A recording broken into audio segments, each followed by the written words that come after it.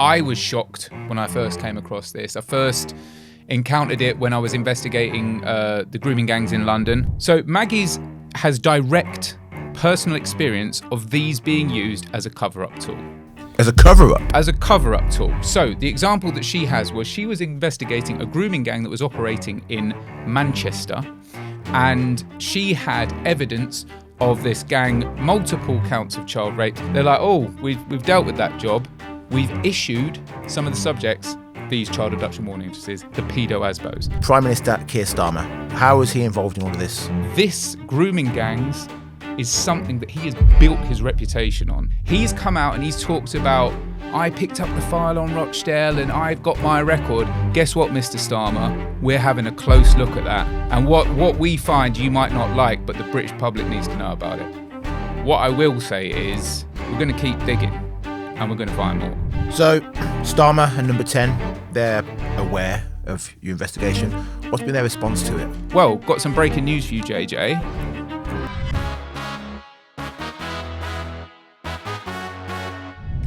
Grooming gangs, catastrophic failures by the police and vulnerable children. That's what we're talking about on today's episode of the Daily Expresso. I'm joined by investigations editor Zach Garner-Purkis of the Daily Express. Zach, you've been working on this for months, uncovering how suspected child abusers were essentially given letters by the police and told, oh, please stop doing this. Yeah, I mean, I think it's... I was shocked when I first came across this. I first encountered it when I was investigating the grooming gangs in London, which, again, previously was denied by the authorities. Me and my colleague Callum, who I was working with, we were reading through some documents that had some pretty shocking stuff in there about a child that was coerced to go into a hotel, made to have sex with multiple men, given drink and drugs, all the classic grooming gang things.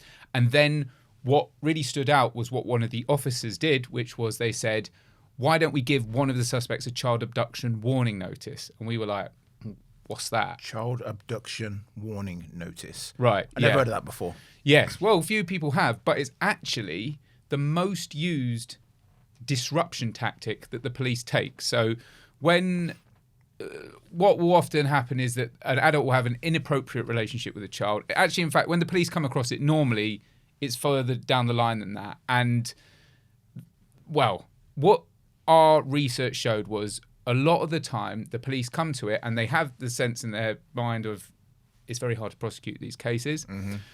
They look for a different tool to use, and this warning letter, which has no legal standing, so if someone breaks it, that's not an offence. They still have to the police still have to be following up on it.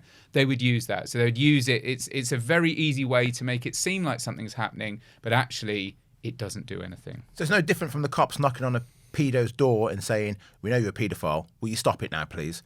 I mean, yeah, obviously that's simplifying it, but yeah, essentially this is the written version of that. You know, it's like the purpose of them is the idea behind them is that in a court of law, what would happen, like in the Rochdale case, is you've got like a 13-year-old girl and the guy stands up there and goes, oh, I thought she was 25 and I didn't know, I was supposed to be out of, and then, it's obviously a ridiculous line, but the idea is that you then have a piece of evidence that shows, well, no, you were warned. The problem is that most of the time, by the time the police become aware of any of these things, the child's already being abused. Yeah. And this is like an intervention tool, but even kind of from the earliest stages, it wasn't an intervention tool. It was the way that they would react to it. And then it makes it seem like you've done something, but you actually haven't. So what exactly is a pedo-ASBO? So I've seen that term. So pedo-ASBO is, I guess that's the way that Maggie Oliver described it. And I guess what it is it's kind of trying to give people understand what an ASBO is, right? Yeah. So it's like an antisocial behaviour order. Someone is outside drinking, you give them a warning and say, look, don't do this again, otherwise you're going to be in serious trouble. Mm-hmm. This is kind of the equivalent of it. The only difference is actually that if you breach an ASBO, you will be in trouble. If you breach one of these warning notices, number one, the police have to know about it. And secondly, they actually have to then follow up and do some further investigations. So in short, it's a warning letter given to paedophiles, members of grooming gangs, and saying, don't have contact with this child anymore. Maggie has been a great voice, a real warrior in this field. What does she say about the use of these pedo-asbos, and would you call the CAWNs, the Child Abduction Warning notice. So I think pedo-asbo is just it's an easier way to refer to it, right? So Maggie's has direct personal experience of these being used as a cover-up tool. As a cover-up? As a cover-up tool. So the example that she has was she was investigating a grooming gang that was operating in Manchester, and she had evidence of this gang, multiple counts of child rapes. The way she describes it was child rape on an industrial scale. Gosh. Right? She goes away on compassionate leave because her husband was dying at the time, right? She goes away. When she comes back, they're like, oh, we've dealt with that job. We've issued some of the subjects these child abduction warning notices, the pedo-asbos. So she saw how they had a case that they were building and they chose, okay, this is a way to make it go away. So that's a pretty clear example of how they're being used. What then happens is after Rochdale, so after, the big major scandal that everyone points to as this was kind of one of the moments that blew open the whole grooming gangs thing, the Crown Prosecution Service and the police chiefs, they get together and they go, we've been using these child abduction warning notices, specifically actually in West Yorkshire, which, guess what? Bradford, Rotherham, Keighley, all the places that we know there were massive cover-ups.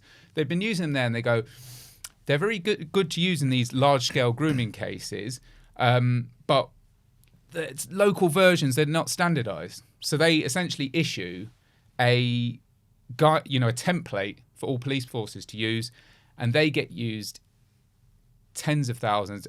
I mean, I suspect it could be hundreds of thousands of times that they were used. The number of children that this could affect could be in the millions, because every time that a police officer has come, found something and gone, oh, this is a bit of a messy one, particularly the child's in care, maybe the child is texting the guy, or there's some, all the kind of horrible stuff that we hear about lifestyle, right? Yeah. The most straightforward way to do it is, let's issue one of these warnings. And nobody was checking up on them. But the scariest part actually is what we found is that there has never been any research into their effectiveness. So it would be one thing if the police were using them and they could say, well, we know they're effective because X, Y, Z. Yeah. Never been done. Again, it would be another thing if the CPS and the police chiefs had got together and gone, we're using them because of this evidence. Again, isn't the case. When you look at the academic research, there's just a long trail of them going, we should probably look at the effectiveness of these, which is just terrifying. So if someone out there, if their child has got an inappropriate relationship with an adult that they're really concerned about, and they go to the police, and the police think, oh, we don't know whether we can get enough to do a prosecution here, let's give them one of those warnings, they'd be doing that, not knowing if they work. The only way, and I've spoken to a lot of people about this, I've spoken to ex-police officers, and I'm not necessarily blaming the officers there. I don't think it's their fault. It feels like they're doing something, they're taking action, and in a lot of cases they must feel really powerless. But they'd say, oh, I remember this one time that, have some anecdote about one of them working. That's not evidence. Yeah. That's not enough evidence for us to, and I tell you what, for every one of those, I can give you 4 or 5 examples where it's horrifically not the case, or it's just failed, and a child has. In the worst case we found was a child died. Yeah, and I'm sure that's happened many, many times. Yeah. So this is all shocking and disgusting, but it's not even the most explosive part of your investigation, because these tentacles reach all the way to Downing Street, right, to our Prime Minister Keir Starmer. How is he involved in all of this? Well, so most people probably know that before he went into politics, Keir Starmer was Director of Public Prosecutions. But before that, he was the son of a toolmaker, don't forget. It's very important to point that out. Yes. Well, son of a toolmaker then becomes what is essentially the top prosecutor in the country. Now, when I obviously I mentioned before that when these things get rolled out nationally, it's the CPS are involved in it, right? We then looked at when the time frame was, and we're like, okay, right, that's slap bang in the middle of when Mr. Starmer was Director. Yeah, DPP, right? And then we then we found a document where it said this line about them drafting and agreeing them with the police chiefs, and the name on the top of that document was Sir Keir Starmer. Mm-hmm. So, look, CPS is a massive organisation. They do lots of policy. You can't necessarily expect the man at the top to have a handle on everything, but I think it's also important to say this grooming gangs is something that he has built his reputation on. Absolutely. Before he came into politics, 2013, just before he leaves, he updated the guidance around that, on grooming gangs, on Rochdale, all of this stuff. If you go back and you look into the record books of the stuff that he was saying just as he entered the Labour Party, he's mentioning Savile, he's mentioning Rochdale. The reason he has credibility as a politician is because of what he said he did around this time, which is why there needs to be high levels of scrutiny. But also, we need to ask the question, well, if you're going to take responsibility for the positive outcomes, absolutely, can you take responsibility for some of the other stuff that happened? So these notices that Starmer's CPS were handing out had essentially no legal effectiveness. So his thing is smash the gangs, right? Mm-hmm. His point is, what he sells for himself is, I go in hard, I prosecute, without fear or prejudice, right? Mm-hmm. This isn't that. Go speak to someone like Maggie Oliver, a police officer that's, in the trenches trying to investigate. She won't tell you that these things, she'll say these things are inappropriate tools, that the use case for them is incredibly minimal and certainly not what they have been used for. Tell me about Georgina Boxhall. So Georgie, it's a really tragic story. So Georgie is a just regular kind of teenage girl, or younger than that, kind of 12, 13. Mm-hmm. Really keen to have a boyfriend, get out into the world. She comes back home to her mum and dad one day, says, yeah, I've met someone. Then emerges that it's a guy in his 20s. Gets worse. They then get a call. The first time that they met him or encountered him, Georgie is passed out from an overdose of drugs, and the guy is downstairs walking around out of his head in a hotel. She's in a state of undress. So there were, they were in a relationship, right? In a relationship, as much as that can be the case. And he was giving her drugs from the age of 13. Her parents are desperate. They're asking for help. The police go, Child Abduction Warning Notice. Let's give it to him. Right? So they think, great. That's really something. I've read through the serious case review, which goes through this whole case. And the parents are essentially, they're calling up the police and they're saying, well, can't you arrest him? He's breaking this warning notice. He's breaking this one. He's issued with 2 of these, right? Mm-hmm. 17, Georgie ends up being given a lethal dose of morphine from this guy. The guy that had 2 warning notices that were supposed to protect her from him. Mm. It's just the most horrific example of why these things should not be relied on, because the parents trusted them, because the police thought that they would do something, and they didn't, because they can't. Because even when they broke them, it wasn't an offence. They needed to then still build the case and investigate him. I guess an indication of the failures, really, of the police was the fact that the guy was actually prosecuted for giving her the lethal dose of drugs, which is it's very unusual for that to happen. Mm. And one of the reasons they were able to prove that was because of the relationship and the number of texts that exchanged between each other. Because normally, once a drug dealer gives someone the drugs, it's quite hard to then prove that they killed Yeah. Need to be a little bit legally careful, but that it was the lethal dose that they provided. So Starmer and Number 10, they're aware of your investigation. What's been their response to it? I'm presuming they've come out and said we made a massive mistake when Starmer was Director of Public Prosecutions. He wasn't in touch with all this stuff. He wasn't across everything. But these CAWNs, these Peter Asbos, they don't work, and we're sorry. I presume they've apologised for this. You've assumed wrong, JJ. Look, they were very angry and upset, I think is fair to say. They also challenged the what we were saying in terms of the development of the warning notices, right? So as I mentioned to you, this happened during the time that he was in the top chair, right? Mm-hmm. They said that was a mischaracterization because they'd existed before.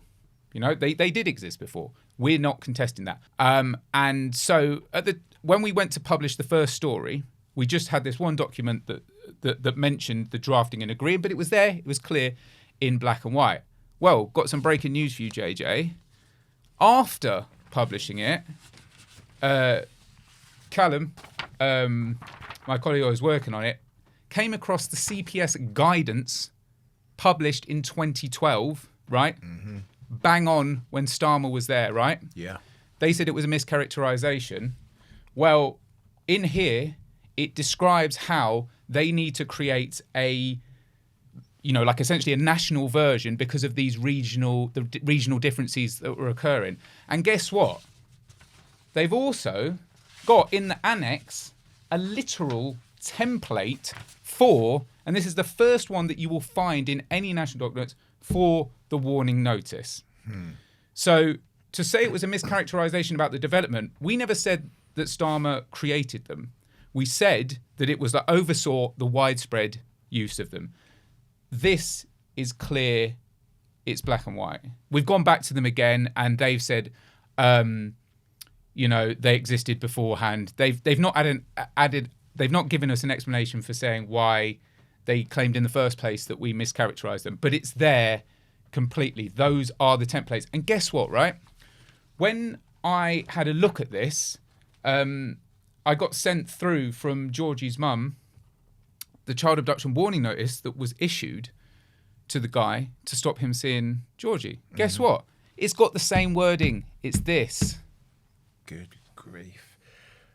So then I doubt they're going to come back now, are they, and say, oh, well, now you've got hard evidence, and we know Starmer loves presenting evidence.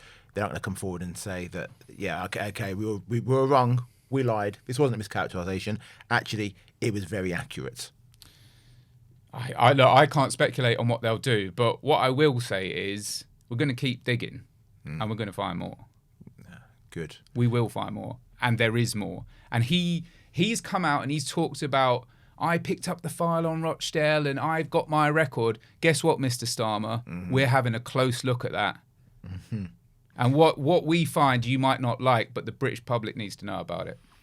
So for the survivors of grooming gangs, I think it's important we call them survivors, not call them victims. The survivors of grooming gangs, what's been their message to Starmer after seeing your findings?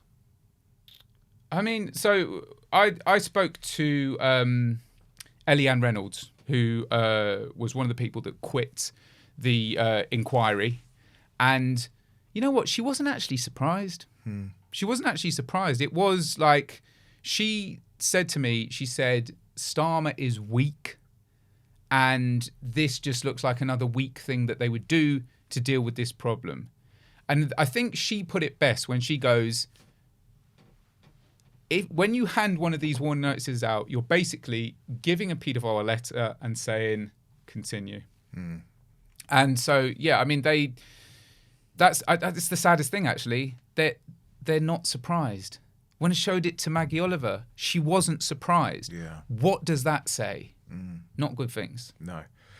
Zach, thank you for your diligent, tiring, exhausting work. Hopefully this makes a difference, and hopefully Starmer and co see this and they decide to try and amend these laws and get rid of these pedo-asbos. Well, this is right. So this is the thing. The last thing I'll say, which is, regardless of whether you're going to quibble about, where they were developed, don't come to me and say that they work.